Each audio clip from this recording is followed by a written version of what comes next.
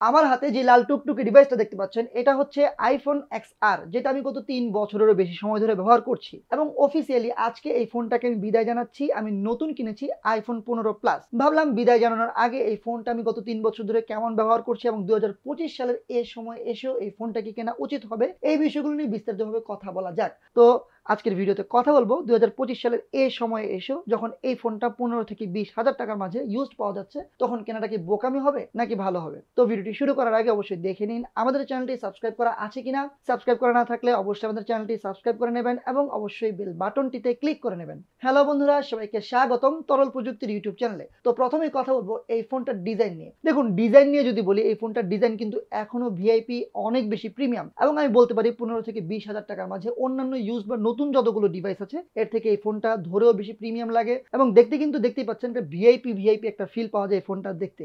Material wise aluminium frame, glass back, একেবারে ওজন বেশি না আবার খুব কমও না। ফোনটিতে পাচ্ছেন ডুয়াল স্পিকার, যেটা সাউন্ড কোয়ালিটি মোটামুটি। আরেকটা বিষয়, এই ফোনটাতে কিন্তু নচ আছে, সো যারা ইউজ টু না নচে তাদের জন্য এই ফোনটা ব্যবহার করতে একটু অসুবিধা হতে পারে। আপনি এই বাজেটে Redmi note 14, Realme C series কিংবা ইনফিনিক্সের কোনো ফোন পেয়ে যাবেন। ওই সবগুলো ফোন দেখতে বড়, পিছনে 4-5টা ক্যামেরা এবং হাতে নিলে প্লাস্টিক একটা ফিল হয়। তো ওই ফোনগুলোর তুলনায় যদি ডিজাইন ওয়াইজ কথা বলি, তাহলে কিন্তু এই ফোনটা দেখতে অনেক বেশি সুন্দর, যদিও পিছনে মাত্র একটা ক্যামেরা। সো ডিজাইন ওয়াইজ এই বাজারের অন্যান্য যে ফোনগুলো আছে এই ফোনগুলোর তুলনায় এই ফোনটা অনেক বেশি প্রিমিয়াম। কথা বলবো এই ফোনটার ডিসপ্লে নিয়ে।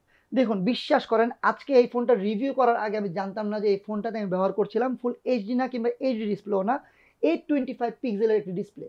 এবং 2025 সালের এই সময় এসে যখন অ্যামোলেড ডিসপ্লে পাওয়া যাচ্ছে, উপরে নচ ছাড়া ডিসপ্লে পাওয়া যাচ্ছে, হায়ার রিফ্রেশ রেট পাওয়া যাচ্ছে, তখন 60 হার্জ রিফ্রেশ রেটে এই ডিসপ্লেটাকে একটু ব্যাকডেটেড মনেই হতে পারে। তবে এটাও ঠিক, এই ডিসপ্লেটা একেবারে কাস্টমাইজড আইওএস কালার অপটিমাইজেশনের মধ্যে দিয়ে চলে। চোখে সহজেই ধরা পড়ে না যেটা ফুল এইচডি না। কিন্তু আপনি যখন রেডমি নোট 14 কিংবা রিয়েলমির এই বাজেটের অন্য ফোনের সাথে এই ফোনটার ডিসপ্লেকে ধরবেন, তখন বোঝা যাবে সময় বদলায় গেছে, এই ডিসপ্লেটা অনেক পুরানো হয়ে গেছে। তবে এই ডিসপ্লেটার কি কোনো পজিটিভ দিক নাই?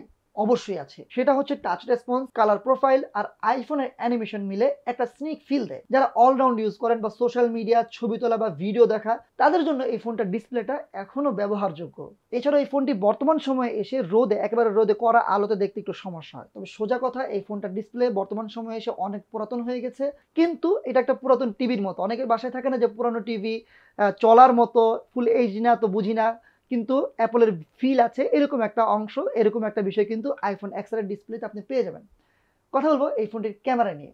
একটা ক্যামেরা, অনেকেই কিন্তু এই জিনিসটা নিয়ে ক্রিটিসাইজ করবেন যে এই সময় এসে একটা ক্যামেরার ফোন ব্যবহার করতেছেন, বাট আমি বলবো এই ফোনটার ক্যামেরা 2025 সালের এই সময় এসে এই বাজেটে চলে। কারণ আপনি পোর্ট্রেট মোড ইউজ করেন, এটা দিয়ে খুব ভালো পোর্ট্রেট পাবেন, কিন্তু কতজন আছেন যারা আলট্রা ওয়াইড ইউজ করেন বা টেলিফোটো ক্যামেরা ইউজ করেন? আমার মনে হয় না খুব বেশি পরিমাণে ইউজ করেন। 2025 সালে যখন আপনার বন্ধুরা 3-4টা ক্যামেরা, 108 মেগাপিক্সেল আলট্রা ওয়াইড নিয়ে ঘুরে বেড়ায়, তখন এক্সারা আপনাকে একটা একক ক্যামেরা নিয়ে বলে, ভাই আমিও ঠিক আছি, আমিও কিছু পারি।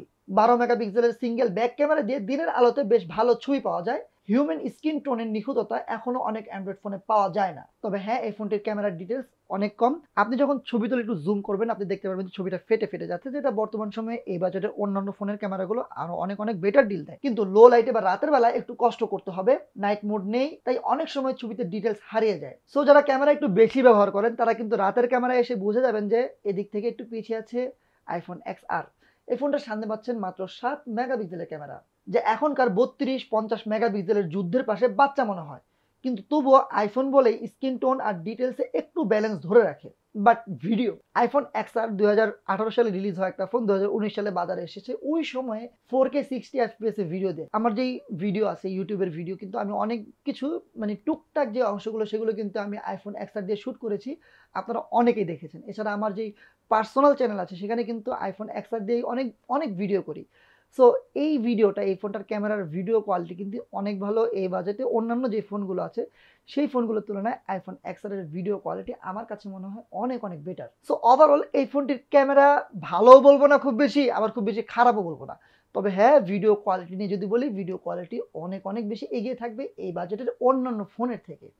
কথা বলবো পারফরমেন্স নিয়ে। খারাপ না, আবার খুব একটা ভালো না। বায়োনিক A12, বর্তমানে চলছে বায়োনিক A16, A17 প্রো কিন্তু চলে এসেছে। তবে একটা জিনিস বলা যায়, আইফোন XR এর এই চিপসেটটা পুরাতন হলেও লড়াকু। 2018 সালে রিলিজ হয়েছিল, কিন্তু 2025 সালের এই সময় এসেও বলে, ভাই আমি রিটায়ারমেন্ট নিই নাই, এখন আমি টুকটাক খেলতে পারি। iOS অপটিমাইজেশনের কারণে এখনো দিন-রাত এই ফোনটা চালানো যায়। আমি আসলে এই মুহূর্তে সবকিছু ডিলিট করে দিয়েছি দেখে দেখানো যাচ্ছে না। বাট সত্য কথা বলতে এই ফোনটা আমি গত ৩ বছর ধরে অফিসিয়াল Facebook, কনফারেন্স, ইমেইল, তারপরে এই ধরনের যেই অফিসিয়াল ব্যবহার আছে সবগুলো করেছি। এছাড়া eFootball, Clash of Clans, PUBG কিংবা Call of Duty খেলেছি। গত ১ বছর ধরে Call of Duty এবং PUBG এটাতে খেলা যাচ্ছিল না। বাট আমি কিন্তু স্টিল নাও গতকালকে পর্যন্ত এটাতে কিন্তু eFootball খেলেছি। সত্য বলতে WhatsApp বা অন্যান্য যে সফটওয়্যারগুলো সেগুলোতে কিন্তু কোনো ধরনের ল্যাগ বা ফ্রেম ড্রপ কোনো কিছুই পাইনি। তবে হ্যাঁ, eFootball এ হায়ার ফ্রেম রেটে যখন খেলেছি তখন কিছুটা ল্যাগ পেয়েছি। বাট এটা সবসময় না, যখন ফোনটা একটু হিট হয়ে যায় তখন এই সমস্যাটা পেয়েছি। সো পারফরম্যান্স নিয়ে বললে ১৫ থেকে ২০,০০০ টাকার মাঝে এই বাজেটে অন্যান্য যে ইউজড ফোন আছে এর থেকে এটার পারফরম্যান্স কোনো অংশেই কম না। আমি বলবো সমানে টক্কর দেবে। কথা বলবো ব্যাটারি ব্যাকআপ নিয়ে। এই ফোনটিতে পাচ্ছেন ২৯৪২ এমএএইচ এর ব্যাটারি এবং ২০২১ সালে যখন আমি এই ফোনটা কিনেছি তখন কিন্তু ১০০% ব্যাটারি হেলথ ছিল। বর্তমানে এই ফোনটাতে 79% ব্যাটারি হেলথ আছে। এবং এই ফোনটার ব্যাটারি ব্যাকআপ নিয়ে কিন্তু আমি প্যারা খাচ্ছিলাম। 79% ব্যাটারি হেলথ যেহেতু প্যারা খাবো এটা খুবই স্বাভাবিক। তবে আমি কি ব্যবহার করেছি বলি। আমি সকালবেলা যখন 80 বা 85% চার্জ থাকে তখন ব্যবহার করা শুরু করেছি এবং মোটামুটি ৩ ঘন্টার মতো আরামে Facebook, WhatsApp, তারপরে হচ্ছে টুকটাক গেমস খেলা, YouTube এ ভিডিও দেখা এগুলো করেছে এবং ৩ থেকে ৪ ঘন্টার মতো ভালো ব্যাকআপ দিয়ে গেছে। আবার চার্জ দিয়েছি আবার ৩ থেকে ৪ ঘন্টা, মানে হেভি ইউজে ব্যবহার করেছি। যেহেতু এটা আমার প্রাইমারি ডিভাইস সো হেভি ইউজে ব্যবহার করেছি। সারাদিন WhatsApp এ মেসেজ আসতে থাকতো, মেসেজের রিপ্লাই দিতে থাকতাম, অফিসিয়াল মেসেজগুলো যেটা হয়। সো এদিক থেকে ব্যাটারি ব্যাকআপ আমি বলব একেবারেই খারাপ। আপনারা যারা এই ফোনটা কিনবেন 79 বা 80% ব্যাটারি হেলথ পাবেন। এর বেশি ব্যাটারি হেলথ যদি দেখেন তাহলে অবশ্যই ধরে নেবেন যে এই ফোনটার ব্যাটারি চেঞ্জ করা, এবং ব্যাটারি চেঞ্জ করা থাকলে আসলে খুব একটা খারাপ কিছু না। আপনি চাইলে এই ফোনটা 79% ব্যাটারি হেলথওয়ালা কিনে আপনারা ব্যাটারি চেঞ্জ করে নিতে পারেন। ৩ থেকে ৪,০০০ টাকার মতো খরচ যাবে।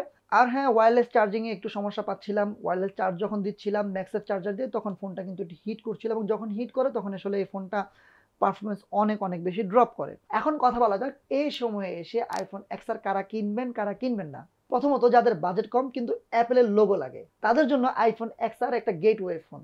কেন? আপনি এই ফোনটার মাধ্যমে iOS এর যে ইকোসিস্টেম আছে এই ইকোসিস্টেমে প্রবেশ করতে পারবেন। যারা অ্যাপল ইকোসিস্টেম ট্রাই করতে চান, ম্যাক, আইপ্যাড, আইপডস এগুলোর সাথে ম্যাচ করাতে চান তাদের জন্য এটা একদম পারফেক্ট স্টার্টিং পয়েন্ট।